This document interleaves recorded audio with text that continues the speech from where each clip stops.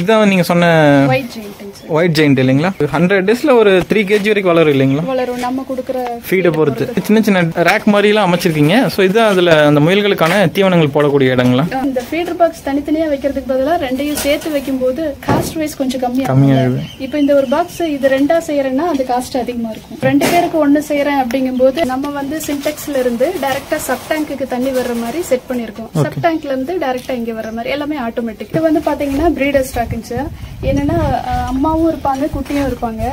அம்மா எல்லாம் அந்த சைடு தான் இருப்பாங்க. சோ அந்த ஃபீட் பாக்ஸ் வந்து பெருசா இருக்கும். நிப்பிள் வந்து மேல இருக்கும். இந்த சைடு பாத்தீங்கன்னா அவங்க குட்டி போடுறதுக்காக இந்த சைடு வருவாங்க. இப்போ நம்ம ரெண்டையும் ஓபன் நம்ம ஃபார்ம்ல பாத்தீங்கன்னா ஃபர்ஸ்ட் 5 பிரீடு வச்சிருந்தேங்க sir. New Zealand white giant, Soviet chinchilla, grey giant, Dutch வச்சிருந்தேன். நம்மளோட கிளைமேட்டுக்கு தகுந்த மாதிரி எதெல்லாம் செட் ஆகுது அப்படிங்கறது ஒன்னொன்னா ஃபாலோ பண்றது. எல்லாமே மேட்டிங் பண்றோம். குட்டி ஏஜ் டிஃபரெண்ட்ங்கிறது இல்லைங்க சார். சின்ன வயசு குழந்தைங்களுக்கும் கொடுக்கலாம், வயசானவங்களுக்கும் கொடுக்கலாம். கன்சீவா இருக்க லேடிஸ் எல்லாமே இந்த மீட் சாப்பிடலாங்க சார். இது வந்து புரோட்டீன் ரிச்சுங்க சார்.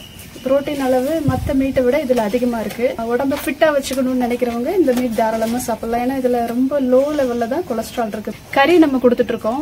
அப்புறம் சமைச்சு வேணும்னு கேட்கறவங்களுக்கும் அவங்க என்ன கேட்கறாங்களோ அந்த வெரைட்டியும் நம்ம பண்ணி கொடுப்போம். இப்போ பிரியாணி கேட்கறாங்க, சில்லி கேட்கறாங்க, இல்ல கிரேவி கேட்கறாங்கன்னா என்ன வேணுமோ அதையும் நம்ம பண்ணிட்டு இருக்கோம். ரேபிட் பிளட் ஹேர் ஆயில் பண்றோம், நம்ம பெயின் ரிலீஃப் ஆயிலும் பண்றோம். கஸ்டமர்ஸ்ட நல்ல ரெஸ்பான்ஸ் நமக்கு. என்னோட பேரு புவனேஸ்வரி. வெண்குழலி முயல் பண்ணைன்னு நம்ம வச்சிருக்கோம். இது எங்க இருக்குன்னு பாத்தீங்கன்னா பெருந்துறை ஈரோடு மெயின் ரோட்ல கதிரம்பட்டியில சூர்யா இன்ஜினியரிங் காலேஜுக்கு பின்னாடி வச்சிருக்கோம். நம்ம ஸ்டார்ட் பண்ணி பாத்தீங்கன்னா 3 வருஷம் பக்கம் ஆகுது.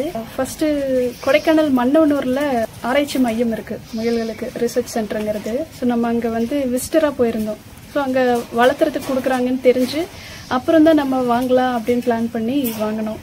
ஸோ அது சின்ன லெவலில் ஸ்டார்ட் பண்ணோம். அதுவே ஒரு பிஸ்னஸாக நமக்கு மாறிடுச்சு. 4 ஃபீமேலுக்கு ஒரு மேல், அந்த மாதிரி நம்ம 30 ரேபிட்ஸ் பிரீடர் ஸ்டாக் நம்ம வச்சிருக்கோம். ஆசைக்கு வளர்த்தலாம் அப்படின்னு வச்சிருந்தோம். ஏன்னா இங்கே நம்ம மாட்டு பண்ணை ஆடெல்லாம் வச்சிருந்தோம் இல்லைங்களா? அப்போ முயலும் வளர்த்தலாம் அப்படிங்கிற மாதிரி பிளான் பண்ணியிருந்தோம்.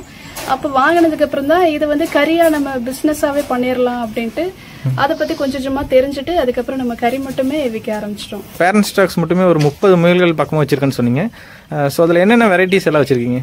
நம்ம அதிகமா பாத்தீங்கன்னா ஒயிட் ஜெயிண்ட் தான் வச்சிருக்கோம். அது இல்லாம கிரே ஜெயிண்ட், சோவியட் சின்சிலாவும் வச்சிருக்கோம். நம்ம ஃபார் எக்ஸாம்பிளுக்கு இப்போ ஒரு ஏக்கர்ல நம்ம இதுக்கான தீவனங்கள் ரெடி பண்ணோம் அப்படின்னா குறைஞ்சது எத்தனை முயல்கள் வளர்க்க முடியும் பேரண்ட் ஸ்டாக்ஸ் மட்டுமே? நம்ம ப்ராப்பர் பிளானிங்ல பண்றோம்.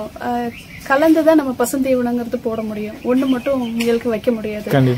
எல்லாமே கலந்து வைக்கிறோம்னா ப்ராப்பர் பிளானிங்ல வைக்கும்போது ஒரு ஏக்கரவே நம்ம கரெக்டா யூஸ் பண்ணிட்டோம்னா கிட்டத்தட்ட 100 பிரீடர் ஸ்டாக் வரைக்கும் நம்ம மெயின்டைன் பண்ணலாங்க. இப்போ தண்ணின்னு பார்க்கும்போது நீங்க பைப் லைன் கொடுத்து பண்ணிருக்கீங்க. ஸோ அது என்ன மெத்தடு, அதை பத்தி சொல்லுங்க. ஃபர்ஸ்ட் வந்து வாங்கிட்டு வந்த புதுசுல ஒரே கேஜ்ல காலனி முறை ஒரே கேஜ் பெருசா இருக்கும். அதுல ரேபிட் மேல் தனியா ஃபீமேல் தனியா விட்டு பாத்திரத்துல தான் தண்ணி வச்சுட்டு இருந்தேன். அது என்ன ஆகும்னா குடிப்பாங்க, அடுத்து கொட்டி விட்டுருவாங்க. நம்ம எல்லா நேரமும் வந்து பாத்துட்டு இருக்க முடியாது. முயல்களுக்கு எப்பவுமே தண்ணி இருந்துட்டு இருக்கணும். தீவனம் இருக்கோ இல்லையோ தண்ணி இருந்தா போதும். தண்ணிலேயே அது ஒரு 2-3 நாளாவது உயிரோடு இருக்கும் அப்படிங்கிற மாதிரி. ஸோ அதனால நம்ம கேஜ் புதுசா போடும்போது நம்ம ஃபுல்லா நிப்பிள் சிஸ்டம் போட்டோம். 24 ஹவர்ஸும் அவங்களுக்கு தண்ணி இருந்துட்டே இருக்கும். அப்படிங்கும்போது அவங்க எப்ப வேணாலும் தண்ணி குடிச்சுக்கலாம். அது சுத்தமாவும் இருக்கும். இப்போ நீங்க வெளியே சின்ன சின்ன ரேக் மாதிரிலாம் அமைச்சிருக்கீங்க. ஸோ இதுதான் அதுல அந்த முயல்களுக்கான தீவனங்கள் போடக்கூடிய இடங்களா? இது வந்து ஃபீடர் பாக்ஸ் சார். சரிங்க. முன்னாடி முயல் ஒரு கேஜுக்குள்ள வைக்கும்போது அதையும் தனியா ஒரு பாத்திரத்துல வச்சுதான் வைப்போம். ஏன்னா பிளாஸ்டிக் எல்லாம் வச்சோம்னா கடிச்சிருவாங்க.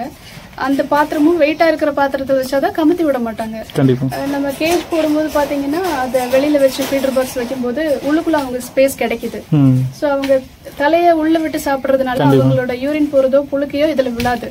சோ அதுவும் நமக்கு வந்து ஒரு பெஸ்ட் ஐடியா. என்னன்னா உள்ள வச்சிட்டோம்னா அதுலயே யூரின் போவாங்க, அதுலயே அவங்க புழுக்கையும் போடுவாங்க. அந்த ஸ்மெல் இருந்தா அதுக்கப்புறம் அவங்க அதை சாப்பிட மாட்டாங்க. அதுவும் நமக்கு வேஸ்ட் ஆகும். திருப்பி அந்த பாத்திரத்தை நம்ம எடுத்து கழுவி காய வச்சுட்டு அப்புறம் தான் வைக்கணும். இதுல அந்த பிரச்சனை இல்லைங்க சார். இது வந்து பாத்தீங்கன்னா பிரீடர் ஸ்டாக்குங்க சார். என்னன்னா அம்மாவும் இருப்பாங்க குட்டியும் இருப்பாங்க. அம்மா எல்லாம் அந்த சைடு தான் இருப்பாங்க. சோ அந்த ஃபீட் பாக்ஸ் வந்து பெருசா இருக்கும். நிப்பிள் வந்து மேல இருக்கும். இந்த சைடு பாத்தீங்கன்னா அவங்க குட்டி போடுறதுக்காக இந்த சைடு வருவாங்க. இப்போ நம்ம ரெண்டையும் ஓபன் பண்ணி விட்டனால அவங்க மேக்ஸிமம் இங்கதான் வந்து ரெஸ்ட் எடுக்கிறாங்க. அங்க போய் சாப்பிட்டுக்குவாங்க. இப்போ குட்டி போடுறாங்கன்னா இந்த சைடு வந்து தான் போடுவாங்க. அது நம்ம பழக்கப்படுத்திடுவோம். குட்டி போடுறதுக்கு முன்னாடி தேங்காய் மஞ்சி நம்ம வச்சிருவோம். குட்டி போட்டாங்கன்னா அங்க போய் ரெஸ்ட் எடுத்துக்குவாங்க. திருப்பி இந்த சைடு வந்து அவங்களுக்கு ஃபீட் பண்ணிட்டு மறுபடியும் அங்க போயிருவாங்க. இது ஒரே இடத்துல அம்மாவும் குட்டியும் இருக்காங்கன்னா இவங்களே அவங்கள நசுக்கிறதுக்கு வாய்ப்பு இருக்கு. கண்டிப்பா அவங்க உடம்புக்கு அடியில் அவங்க போயிருவாங்க. இவங்களுக்கும் அது வந்து ஸ்ட்ரெஸ்ஸா இருக்கும். ஸோ அதனால இந்த மாதிரி சிஸ்டம் இருக்குங்க சார். மேடம் இப்போ பொதுவாக வந்து முயல்களை பொறுத்த வரைக்கும் அதனுடைய பிரெக்னன்சி டைம் அப்படின்னு பார்க்கும்போது எத்தனை நாட்கள் வரும்? ஸோ அதனுடைய குட்டிகள் அப்படின்னு பார்க்கும்போது எத்தனை குட்டிகள் வரைக்கும் போடும்? 30 days to 35 days அந்த ரேஞ்சில் வந்து அவங்க குட்டி போட்டுருவாங்க. நம்ம கிட்ட மேக்ஸிமம் குட்டிங்கிறது ஒரு முயல் வந்து 12 குட்டி போட்டிருக்கு. ஒவ்வொன்று பாத்தீங்கன்னா 7, 6, 5 அந்த மாதிரி ஒவ்வொன்றும் 3 தான் போட்டிருக்கு. ஸோ அந்த மாதிரி வேரியேஷன் இருக்கும் சார். நம்ம அந்த பிரீடர் ஸ்டாக் அதுக்கு தகுந்த மாதிரி செலக்ட் பண்ணிக்கணும். இப்ப 3 மட்டும் தான் போடுது அப்படின்னா அவன் வந்து நல்லா பெருசா வருவாங்க, ஹெல்த்தியா இருப்பாங்க. ஆனா அது நமக்கு செட் ஆகுமான்னு சொல்ல முடியாது. ஸோ அதனால 5, 6 மேக்ஸிமம் 6, 7 அந்த மாதிரி ஆவரேஜா வர்ற மாதிரி நம்ம பிரீடர் ஸ்டாக் வச்சிட்டோம் அப்படின்னா ப்ராஃபிட்டபிளா ரன் ஆகும் சார். மார்க்கெட்டிங் அப்படின்னு வரும்போது இப்ப நீங்க வந்து உங்களுடைய முயல்களை எந்த மாதிரி எல்லாம் மார்க்கெட் பண்றீங்க? உங்களுடைய எந்த மாதிரி எல்லாம் பிசினஸ் ஐடியாஸ் எல்லாம் வச்சிருக்கீங்க இந்த முயல்கள்ல? சார் மார்க்கெட்டிங் பாத்தீங்கன்னா இப்போ நம்ம பக்கத்துல இருக்கிறவங்களே நம்ம ஃபார்மிங் பார்த்துட்டு வந்து கறி வாங்கிட்டு போயிடுறாங்க. இப்போ நம்ம பிரீடர் ஸ்டாக் வச்சிருக்கிறதுக்கு பக்கத்துல இருக்கவங்க வந்து வாங்குறதே கரெக்டா இருக்கு. கறி நம்ம கொடுத்துட்டு இருக்கோம். அப்புறம் சமைச்சு வேணும்னு கேக்குறவங்களுக்கும் அவங்க என்ன கேக்குறாங்களோ அந்த வெரைட்டியும் நம்ம பண்ணி கொடுக்கறோம். இப்போ பிரியாணி கேக்குறாங்க, இல்ல சில்லி கேக்குறாங்க, இல்ல கிரேவி கேக்குறாங்கன்னா என்ன வேணுமோ அதையும் நம்ம பண்ணிட்டு இருக்கோம். எல்லாமே ஃப்ரீ ஆர்டர்ஸ் மட்டும்தான். Okay okay okay. முன்னாடி அட்வான்ஸா சொல்லிரணும் இல்லீங்களா?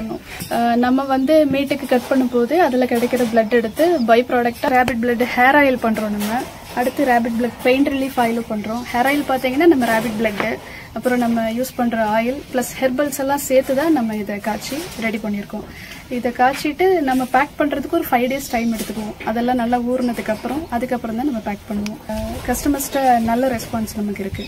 So next pain relief oil பார்த்தீங்கன்னா இதுவும் நம்மளோட ரேபிட் பிளட் ப்ராசஸ் பண்ணது. இதுலயும் நம்ம மூட்டு வலிக்கு தகுந்த ஹெர்பல்ஸ் எல்லாம் சேர்த்து எண்ணெய் எல்லாம் சேர்த்து காய்ச்சி அதுதான் நம்ம ரோல் ஆன் டைப்ல கொடுக்குறோம். இதுவும் எல்லா ஏஜ் பர்சனுக்கும் யூஸ் ஆகும்.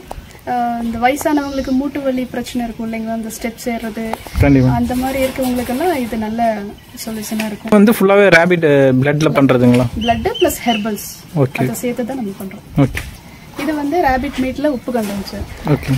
கஸ்டமர்ஸ் டைரக்டா வாங்க முடியாதவங்க, எனக்கு வந்து ஒரு கஸ்டமர் கேட்டுதான் உப்பு கண்டம் பண்ண ஆரம்பிச்சேன். நான் தூரத்துல இருக்கேன், நீங்க எப்படி கொடுத்து விட முடியும் அப்படிங்கும் போது உப்பு கண்டம் ரெடி பண்ணி அவங்களுக்கு நான் பார்சல் வச்சு விட்டேன். அப்புறம் நம்ம ஃபுட் எல்லாம் சமைச்சு கொடுத்துட்டு இருக்கோம். ஸோ ஃபுட் லைசன்ஸ் நம்ம வாங்கியிருக்கோம். அப்புறம் நம்ம மீட் சேல் பண்றதுக்கும் லைசன்ஸ் வாங்கியிருக்கோம். Hair oil, pain relief oil எல்லாம் சேல் பண்றோம். ஸோ இதுக்கு ட்ரேட்மார்க் நம்ம வாங்கியிருக்கோம் ஹீரோ 100 பிராண்ட் நேம்ல. இந்த மாதிரி ப்ராப்பரா நம்ம எல்லாமே சேல் பண்ணிட்டு ரன் பண்ணிட்டு இருக்கோம். ஈரோடுல இருக்கிறவங்க நீங்க நேர்லயே விசிட் பண்ணி நீங்க ப்ராடக்ட்ஸ் எல்லாம் வாங்கிக்கலாம். வெளியூர்ல இருக்கிறவங்களுக்கு எல்லா ப்ராடக்ட்ஸுமே உங்களுக்கு நாங்க கொரியர் பண்ணி வச்சிருவோம். புதுசா ஒருத்தங்க இந்த முயல் வளர்ப்புக்குள்ள வராங்க அப்படின்னா அவங்களுக்கு நீங்க சொல்லக்கூடிய அட்வைஸ் அப்படின்னு பார்க்கும்போது என்ன சொல்லுவீங்க? ஃபர்ஸ்ட் அவங்கள ட்ரைனிங் தான் சார் அட்டன் பண்ண சொல்லுவேன். ஏதோ ஒரு VUTRCO இல்ல பக்கத்துல இருக்க ஏதோ ஒரு சென்டர்ல போய் அட்டன் பண்ணுங்கன்னு சொல்லுவேன். பேசிக் என்னன்னு அவங்க தெரிஞ்சுக்கிட்டோம் அப்படின்ட்டு. அவங்க வர்றாங்க, ஃபார்ம் பாக்குறாங்கன்னா அவங்களா நிறைய யோசிப்பாங்க இல்லையா, இந்த அளவுக்கு இன்வெஸ்ட் பண்ணா போதும், எப்படி பண்ணா போதும் அப்படிம்பாங்க. ஆனா அது ஒரு விதத்துல தப்பா கூட அமையலாம். இப்ப என்கிட்டயே வராங்கன்னா என்கிட்ட இருக்க பாசிட்டிவா விட ஏதோ ஒரு நெகட்டிவ் இருக்கலாம், அதுதான் அவங்க பெஸ்டா நினைச்சிருப்பாங்க. அது எனக்கு தெரியாம இருக்கலாம். சோ அதுக்கு அவங்க வந்துட்டு ப்ராப்பரா ட்ரைனிங் அட்டெண்ட் பண்ணிட்டு, ஏன்னா அங்கேயே உங்களுக்கு பிரீடர் செலக்ட் பண்றதுல இருந்து வளர்த்துறதுல இருந்து என்ன மாதிரி கேஜ் போடணும், ஷெட் எந்த மாதிரி போடணும், மினிமம் இன்வெஸ்ட்மெண்ட் என்ன எல்லாமே அவங்க ஒரு ஐடியா கொடுத்துருவாங்கும் போது நம்ம தெளிவா முடிவெடுத்து நமக்கு என்ன தேவையோ அதை வச்சுக்கலாம். இப்போ ஒருத்தவங்க இங்க வராங்கன்னா சரி இந்த ஷெட் போட்டுடலாமா அப்படின்னு அவங்க கணக்கு போடுவாங்க. அது ஒரு விதத்துல அது தப்பா கூட முடியலாம் அவங்களுக்கு. அவங்களுக்கு மார்க்கெட்டிங்ல ஏதாவது ப்ராப்ளம் இருந்தா இவங்க ப்ரொடக்ஷன் பண்ணி என்ன பண்ண முடியும்? இல்ல மார்க்கெட்டிங் நிறைய ஆர்டர்ஸ் புடிச்சு வச்சிருக்காங்க, ஆனா அவங்களால ப்ரொடக்ஷன் எடுக்க முடியலன்னா என்ன பண்ண முடியும்? சோ அதுக்கெல்லாம் அவங்க ட்ரைனிங் அட்டெண்ட் பண்ணிட்டாங்க அப்படின்னா பிரச்சனை கொஞ்சம் சக்சஸிவா பண்ணுவாங்க. அப்புறம் ட்ரைனிங் எடுக்கிறது பாத்தீங்கன்னா நான் ஒரு தடவை தான் எடுத்துட்டு வந்துட்டேன்னா அதோட எல்லாம் நான் நிக்கலைங்க. அங்க ட்ரைனிங் எடுத்து பக்கத்துல வேற எங்கெங்கெல்லாம் ட்ரைனிங் கொடுக்குறாங்களோ நாங்க போய் அதை அட்டெண்ட் பண்ணுவோம். எல்லா இடத்துலயும் சொல்றதுதான் சொல்லுவாங்கன்னாலும் கண்டிப்பா ஏதோ ஒரு பாயிண்ட்ஸ் நமக்கு கிடைக்கும். நம்ம போறதுனால நிறைய ஊர்ல இருந்து வேற வேற ஃபார்மர்ஸ் வர்றதுனால அவங்களோட எக்ஸ்பீரியன்ஸ் எல்லாம் நம்ம தெரிஞ்சுக்க முடியும். இது பொறுத்தளவு நம்ம நிறைய கத்துக்கிட்டே தான் சார் இருக்கணும். கத்துட்டே இருந்தோம்னா நல்லா இருக்கும். கண்டிப்பா. சரிங்க மேடம், உங்களுடைய முயல் பண்ணை பத்தி நிறைய விஷயங்கள் சொல்லியிருந்தீங்க. கண்டிப்பா இந்த வீடியோ முயல்கள் வளர்க்கலாம்னு நினைக்கக்கூடிய நண்பர்களுக்கு ரொம்ப ஒரு பயனுள்ள வீடியோவா இருக்கும். ஸோ அதே மாதிரி உங்களுடைய ப்ராடக்ட்ஸ் ஏதாவது கரியாவோ இல்லை ஹேர் ஆயிலாவோ ஏதாவது தேவைப்பட்டுச்சு அப்படின்னா கண்டிப்பா உங்களை கான்டாக்ட் பண்ணுவாங்க. உங்களுடைய நேரத்துக்கு ரொம்ப நன்றிங்க மேடம். Thank you sir.